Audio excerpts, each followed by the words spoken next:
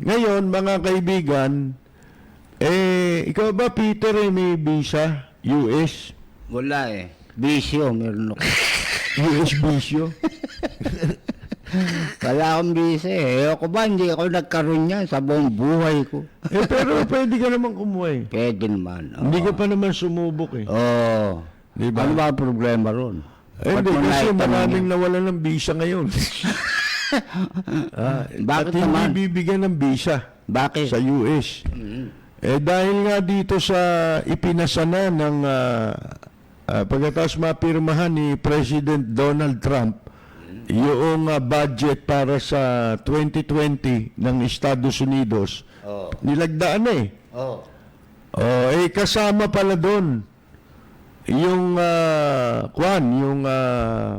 anong tawag dito na hindi pa papasukin sa Estados Unidos yung pong mga may kinalaman sa human rights violation. no?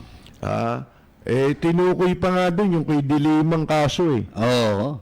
na naging dahilan sa pagkulong kay Bilbil Dilima. Oo. Di ba? Oo. Ngayon, mga kaibigan, ang daming sinasabi ngayon. Ang mga, siyempre, nagre-react sila. Dahil yung mga nakasama dito, ang sabi ho, dito sa batas na ito, batas ito eh. Di ba? General Appropriations Act nila yan, di batas yan. Pinirmahan ng presidente. Pinirmahan ng presidente. Kaya Batas yun eh. yan, oo. Ngayon, ang sabi ho dito, yung mga public officials na may kinalaman o personalities na may kinalaman sa pagkulong kay Bilbil Dilima, hindi pa papasukin sapagkat si Dilima raw ay ikululong ng hindi po naaayon sa Proseso. proseso ng batas. Ibig sabihin, human rights violation yun. Di ba? Violation of human rights yun. May nagsasabi, katulad si Soto, ang dapat daw na gawin o reaksyon ng mga Pilipino rito, i-reject. Marireject ba namin yan? Hindi. Oo. Kasi ang Amerika, Mababago ba namin yung batas pag sinabi mong ang mga Pilipino magpapasukin doon. hindi, i-reject yung ano na yun, yung batas na yun. Ano kinalaman natin doon? Kaya nga eh. Hindi ba ang itinuturo ni Soto, makialam tayo sa batas nila? Oo. Kung ang Amerika ayaw natin makialam sa atin, mali si Soto. Ba't nung tayo Hindi, yun nga sinasabi nga nila na yun daw naging dahilan kung bakit ipinasa yung batas na yun, pinakikialaman daw yung ating proseso ng hustisya dito sa Pilipinas, ang justice system natin. Kaya nga. Pinapakialaman. Ba, hindi pinapakialaman. Nag-i-impose sila base sa kanilang paniwala, sa kanilang pagkakaalam na merong nagawang violation o paglabag. Pero pagka kinwestiyon mo yung karapatan ng Amerika na magpatupad ng ban sa kung kanino man nila gustong ipatupad yan, wala kayong magagawa ron. Wala, Kasi pagpunta mo ron, pag ban ka. Oo. Ganun yun eh. Ganun yung nangyayari dyan. Hindi, tsaka in-apply itong batas na ito, hindi lamang sa Pilipinas. Merong Egyptian na leader din na gano'n ang in-apply din ito Maging sa ibang bansa. sa ibang bansa. At eto, gaya ng sinabi natin nung kamakailan lang di ba si Bato nagngangawa No. dahil siya mismo ang nagsabi na kanselado na ang kanyang visa sa Amerika. Hindi naman ina-announce kasi normally ng US Embassy mga ganyang issue Oo. Kung ano dahilan at saka kung sino yung kinansela ang visa, hindi naman nila ina-announce yan ang nakapagtataka nga, ito si Bato nag-announce. Siya na nag-announce. Oo, Sa mga sarili kaibigan. niya. Oo, di ba? Ano sinasabi natin? Hindi pa yan, hindi lang Amerika yan. Sa pagkakaintindi natin, meron ding mga batas na ganyan, similar sa Europe. Mhm. Ang mga bansa sa Europe, specifically, yung mga bansa na kasama sa kasunduan. Yun. Mm. Na igagalang yung karapatang pantao. Kasunduan yan eh, Oo. mga kaibigan. At kamakailan, nabasa ko rin ng isang online news na itong Prime Minister ng Australia kinukonsider na ipatupad yung kaparehong batas Na Amerika. na ipinatupad ng Amerika ngayon. Mm. Ngayon natin pag-usapan, Mm. labag ba sa batas yung ginawa ng Amerika? Anyway. Labag ba yun? Meron ba sinisino doon? Ano ba ang issue Mm. na pinapalaga nila? Di ba sinasabi nila pakikialam? Hindi sila nakikialam sa batas natin. Oo. Basta wag kayong pumasok dito. Huwag kayong pumasok doon eh. Bawal kayong pumasok eh. Oo. Ganyan kayo sa bansa. Right nila yun eh. Oo. Sa ibang bansa, pwede naman kayo. Oo. Tayo nga dito bawal pumasok dati yung inchik ng walang visa rito eh. Oo. Ngayon nakakapasok eh. Ada. Hindi ba? Libreng-libre. Walang visa. Visa upon arrival sila ngayon. Kaya nga. Mga kaibigan. Wala akong nakikitang katulad ng sinasabi ni Soto, isang kabuhungan eh. Ang sinasabi niya, i-reject daw, nananawagan siya na i-reject ng mga Pilipino yung action na yun ng Amerika. Ano magagawa natin? Okay. Kahit i-reject mo yan, magagawa mo. Mababago ba natin yung batas nila? Ayaw kang tanggapin doon. Ma-amend ba natin yun? Hindi. Batas yun eh. Nila eh. Kasi nasanay sila dito, Oo. yung batas na babago nila Mm. kapag gusto nila. Mm. Hindi ba? Kahit walang legislation. Mm. Nagagawa nilang magkaroon ng ibang batas kahit mayroong batas. Oo. Nang walang legislation. Oo. Wala silang ipinapasang legislation. Kasi Ibig sabihin, nilalabag nila yung batas. Sanay sila rito nun. pinag-uusapan dyan yung international law eh. Oo. Merong tinatawag na international law. Ngayon, dapat mo bang sundin yan? Merong bansa ayaw sumunod, pero maapektuhan ka niyan. International law yan eh. Sa ayaw at sa gusto mo, wala kang magagawa. Oo. Di ba? Susunod ka dyan. Kahit ano pa pagsasabihin mo, kahit na maggugulong ka pa sa karsada ng nakabikini, bali wala yun. Kasi bakit itinatag yung United Nations? Bakit itinatag yung international law? Oo. Andyan yan eh, may epekto yan. Kahit sabihin mo pa na nung ratipikahin yung kasunduan na yan, hindi pa si Presidente Duterte nakaupo. Oo. Kahit sabihin mo pa yun. Oo. Hindi pwede yun. Oo. Kailangan mong kilalanin yun dahil ano ka lang dun eh. Kumbaga, ministerial lang yung presidente ron eh. Oo. Ang nakikipagkasundo ron ay bansa. Hindi yung leader. Yung leader, ministerial yun. Hindi ba? Kinatawan mo yun eh. Tama. Mga kaibigan. Ngayon, at saka ito pa ang hindi naiisip nitong mga, talagang ang babaw na ng mga utak ngayon eh. Utak biya.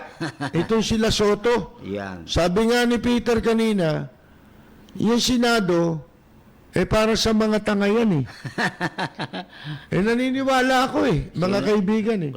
Sino ba nakaupo dyan? Sino nakabalik na pagtatapon? Oo. Nakabalik. Mga kabalik ba yan, kundi talagang para sa tanga yan. Di ba? Ngayon, ang sa akin ito mga kaibigan, ang hindi naiisip nitong mga mayayabang na to, si yung ambassador natin doon, si Romualdez, Almades. si Babes Romualdez, ang sabi niya, karapatan yun ng Amerika. Although, hinahagod niya nagpe-playing shape siya nag-neutral siya kunyari na yung although karapatan ng Amerika magpatupad ng batas, mga kaibigan, hindi raw dapat makialam. Hindi naman nakikialam Nakikialam ba? Hindi. Ngayon, kung meron silang sinasabi bilang pagpapatupad nila ng batas, na ang dahilan ay hindi naaayon sa kasunduan, di ba? Ng paggalang sa karapatang pantao, mga kaibigan. Merong nilalabag sa karapatan ng tao. Yung pagkakakulong. Alam nyo, pati yung kay Dilima, ako, sa tingin ko, ano lang yun eh. Bali lumalabas na maganda nga nangyari yun dahil may halimbawa. Di ba? Bakit? Kasi hindi naman pwedeng basta lang kasunduan lang tayo ng kasunduan eh. Di ba? Kailangan may sanction.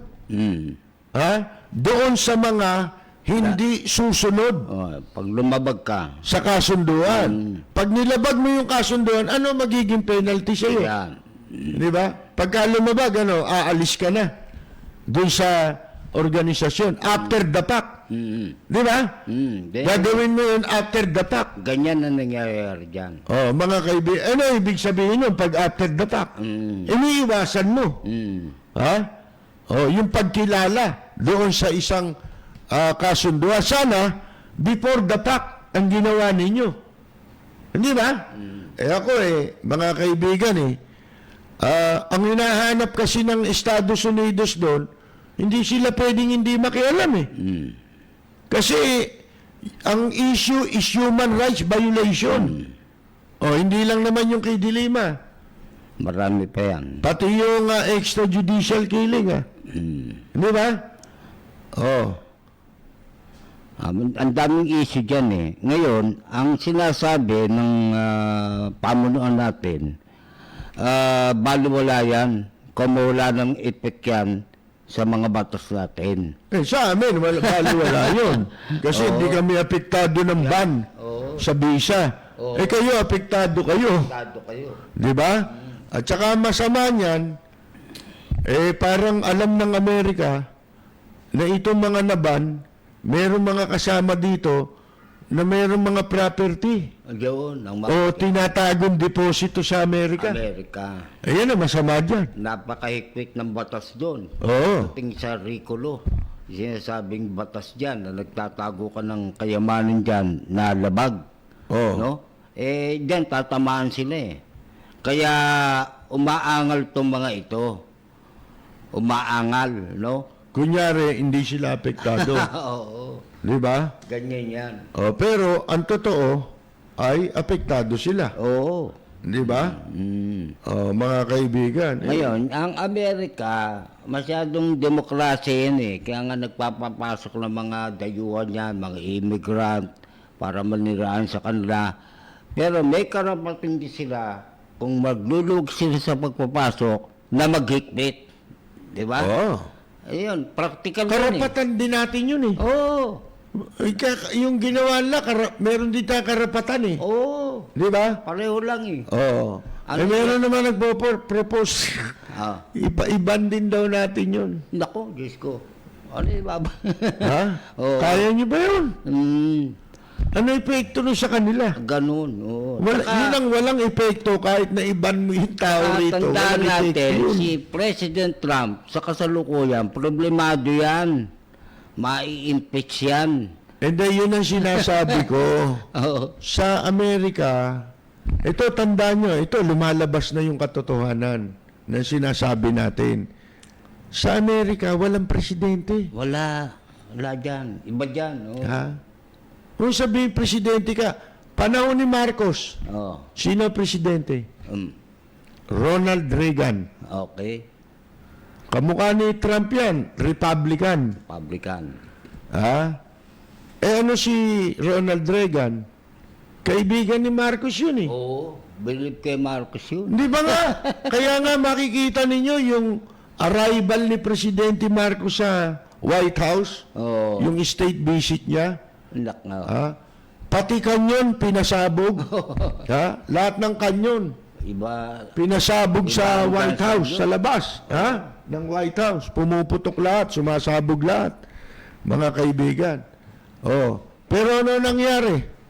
Pagbalik dito ni Presidente Marcos, pinatalsik siya rito. Mga kaibigan. At saka mismong presidente pa yata tumawag sa kanya sa pagkakatanda natin eh. Ang sabi, cut clean, Mr. President. Di ba? Mga kaibigan, ganun o sa Amerika. Huwag mo sabihin, kaibigan mo yung presidente. Dahil ang importante sa Amerika, yung interes ng pangkalahatan. Hindi ho presidente.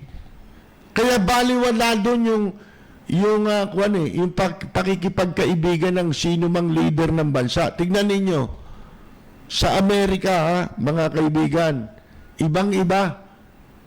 Kahit na presidente ka, hindi mo hawak ang lahat. Katulad ng Kongreso, ini-impeach siya ngayon ng kanilang House of Representatives. Mga kaibigan, in-impeach siya ngayon. Pagkatapos, sinasabi ng iba, pagdating sa Senado, hindi naman magtatagumpay yan eh. Kahit magkaroon ng trial, impeachment trial labang kay President Trump, hindi rin magtatagumpay yan dahil ang mga uupo na members ng impeachment trial, yun ding Senado eh. Majority po kasi ng senador ay Republican. Mga kaalyado ho ni Presidente. Pero pinakikita lang nila, mga kaibigan, na yung proseso nila gagamitin. Kahit pa sabihin, hula lang yun sa'yo. Kasi wala pa namang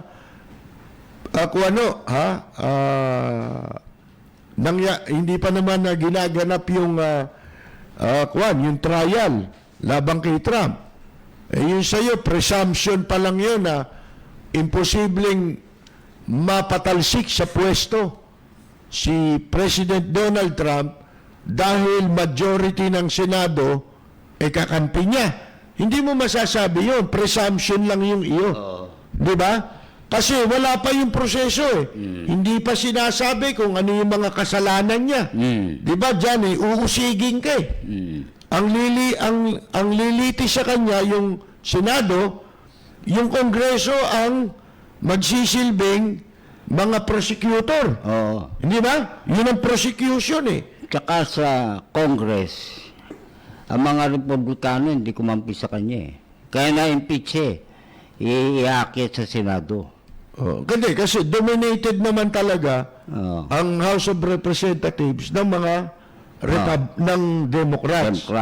Yun ang maganda nga kako dahil yung check and balance gumagana. Hindi katulad dito. Dito ba magtatagumpay sa palagay ninyo? Mag-file ka ng impeachment complaint labang kay Presidente Duterte halimbawa ngayon. Magpa-file ka. Hindi magsasucceed. Basura yun. Bakit? Kaalyado niya lahat yan eh. Hindi katulad doon, hindi niya kaalyado to. Tapos sinasabi nga na pagka dumating na sa trial,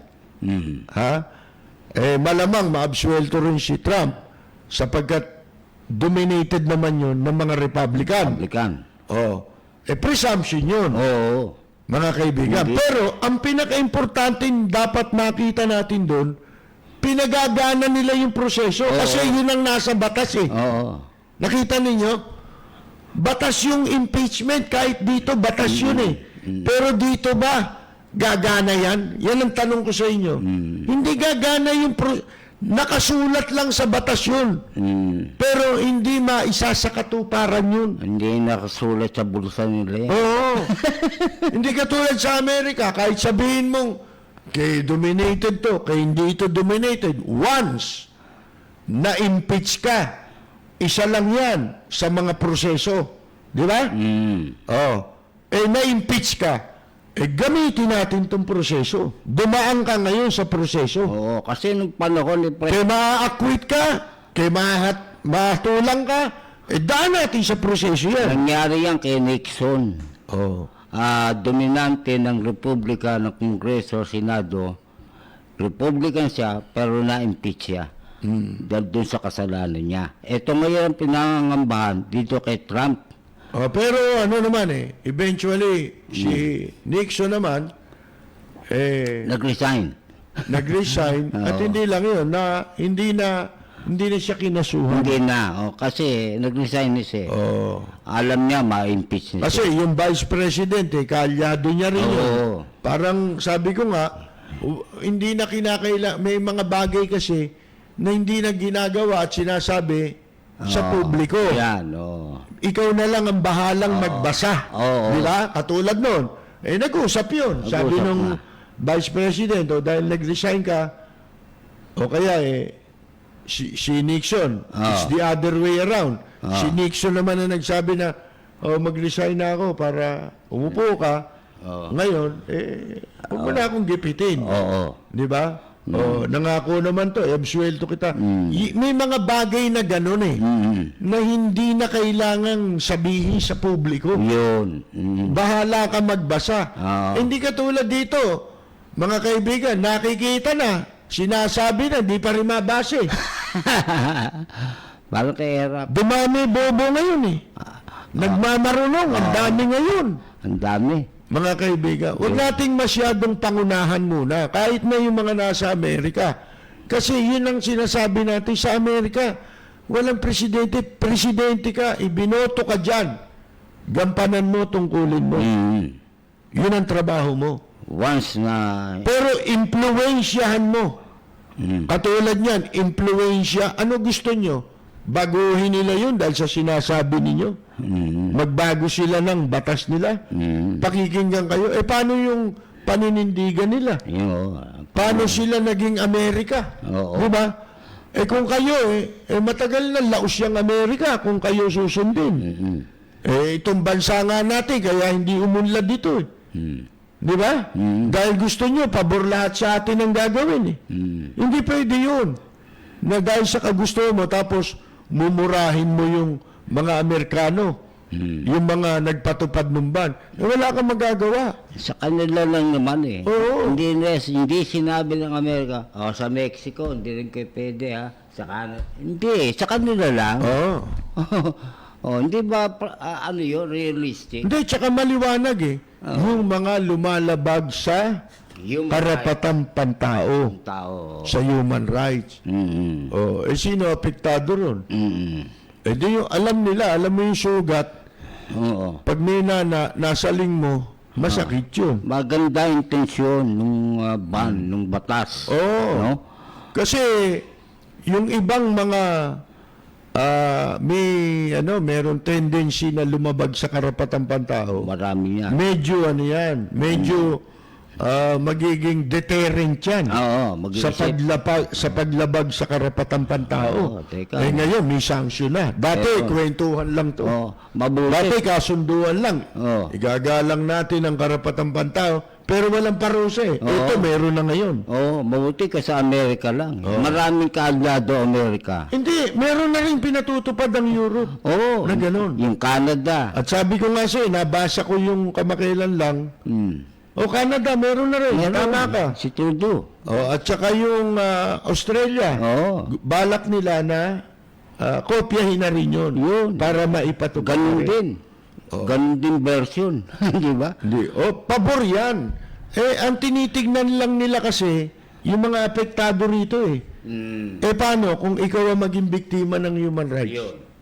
Hindi ba pabor sa ito? Siyempre. Mas malaki ang advantage ng isang karaniwang mamamayan dito sa batas na yan. Tapos sasabihin ni Tito Soto i-reject natin. Nahihilo ka ba? O nasisira ulo mo? Di ba? Dalawang bagay lang yan. Ano pakialam namin? Tsaka isa pa, marami tayong kababayan sa mga bansa na yan na nagpapatupad ng ganyang batas. Pagkatapos mananawagan ka rito na i-reject natin. Tsaka yung salita. Pilipino rin yung mga nakatira doon. Paano? I-reject nila? Gagawa sila ng resistance laban sa gobyerno ng Amerika, laban sa gobyerno ng Europe. Tsaka dangerous yung salitang i-reject. Ano i-reject mo? Mapanganib yan. Mapangahas. Mapangahas yun. Mapanganib yun. Dangerous. Hindi iniisip doon mo makikita, hindi iniisip ang kapakanan ng mga Pilipino Mga kaibigan Hindi ba? Eh kung mag-retaliate yan laban sa mga Pilipino. I-reject mo, batasin na yun. Ganun ba? Reject? O sige, pauwiin lahat yan. Hindi mo ginagala. Pati yung iba, Pauwiin yung mga nasa Europe. Ha? Pauwiin yung mga nasa Amerika. Ano gagawin nyo? yan. Sige nga. Akala mo to kung magsalita eh. Wala na nga kayo na itulong, pinapahamak nyo pa yung mga Pilipino eh. Talaga itong si Soto. Sipaing ka ni Peter eh.